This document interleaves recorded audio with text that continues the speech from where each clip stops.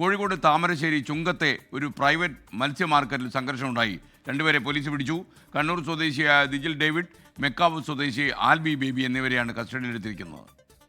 എൻ്റെ നേരെ ആക്രോശിച്ച് വരി, ഞാനാണ് ഇതൊക്കെ പ്രശ്നം ഉണ്ടാക്കിയെന്ന് പറയും, എന്നെ അടിക്കാൻ നോക്കി, എന്നെ കൊന്നു കളിയെന്ന് പറയും. ഓലൊരു ഗുഡ്സുമായിട്ടാണ് വന്ന. ഒരു ഗുഡ്സുണ്ട് ഓല കയ്യിൽ. ഗുഡ്സ് ഇവിടെ ഇറ്റാച്ചിൻ്റെ എടുത്തിട്ടേനു. ആ ഗുഡ്സിൽ എന്തെല്ലാം മാരക ആയുധങ്ങളൊക്കെ ഉണ്ട്. ആയുധം എടുത്തിട്ട് അരയിൽ വെച്ചിട്ടാണ്. അപ്പോൾ ഞാൻ എൻ്റെ പ്രാണരക്ഷാർത്ഥം ഞാൻ വേഗം പോലീസിനെ വിളിച്ച് ഈ രണ്ടാളുകളാണ് ഞാൻ അന്നപ്പം വിടലുള്ളത്. വേറെ ആളുണ്ടോയെന്നുള്ള അറിയില്ല.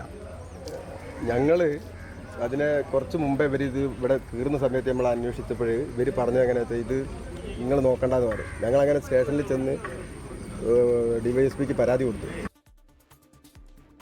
നിഖിൽ പ്രമേഷ് കോഴിക്കോട് വിവരങ്ങൾ നൽകുന്നു. നിഖിൽ, ഗുഡ് മോർണിംഗ്, പറയൂ. ഒരു സ്വകാര്യ മാർക്കറ്റിലുണ്ടായിട്ടുള്ള ഒരു തർക്കമാണ്. പിന്നീട് അത് പോലീസിന് തന്നെ ഒരു തലവേദനയായി മാറുന്ന സാഹചര്യമുണ്ട്. ഇത് ചുങ്കത്തെ മത്സ്യ മാർക്കറ്റാണ്.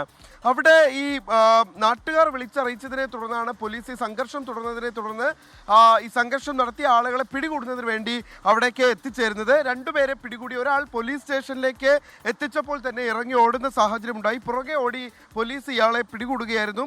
ആശുപത്രിയിൽ വൈദ്യപരിശോധനയ്ക്കായി എത്തിച്ചപ്പോൾ അവിടെ വെച്ചും ഈ പോലീസിന് നേരെ ഇയാൾ ആക്രോശിക്കുന്ന ഒരു സാഹചര്യമുണ്ടായി. മദ്യലഹരിയിലായിരുന്നു ഇവർ എന്നുള്ളതാണ് അറിയാൻ കഴിയുന്നത്. ഏതാണ്ട് 3.5 മണിക്കൂറോളം ഈ മദ്യപിച്ച പ്രതികൾ പോലീസിനെ വലയ്ക്കുന്ന ഒരു സാഹചര്യമുണ്ടായി. കേസെടുത്തതിന് നിലവിലത്തെ സാഹചര്യത്തിൽ മദ്യപിച്ച് ബഹളമുണ്ടാക്കിയതിന് മാത്രമാണ് എന്നുള്ളതാണ് അറിയാൻ കഴിയുന്നത്. ഈ താമരശ്ശേരി ചുങ്കത്ത് പ്രവർത്തിക്കുന്ന സ്വകാര്യ മത്സ്യ മാർക്കറ്റ് ഉടമയായ ഷബീറും സുഹൃത്തായ ലത്തീഫും തമ്മിലുള്ള ഒരു സാമ്പത്തിക തർക്കമാണ് പിന്നീടുണ്ടായ വിഷയങ്ങളിലേക്കൊക്കെ നയിച്ചത്.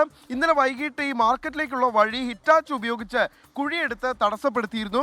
ഈ കുഴിയെടുക്കലിന് നേതൃത്വം നൽകിയത് അവിടെ നിരവധി കേസുകളിൽ പ്രതിയായിട്ടുള്ള ആളുകളായിരുന്നു എന്നുള്ളതാണ് പറയപ്പെടുന്നത്. ഈ സംഭവമാണ് പിന്നീട് ഒരു പരസ്യമായ തർക്കത്തിലേക്ക് നയിക്കുന്ന സാഹചര്യം ഉണ്ടായതും പോലീസിന് അതിൽ ഇടപെടേണ്ടുന്ന പശ്ചാത്തലമൊക്കെ ഉണ്ടാക്കിയതും. എന്തായാലും ഈ കേസുമായി ബന്ധപ്പെട്ട് പ്രതികളെ ഇതിനോടകം തന്നെ പിടികൂടി.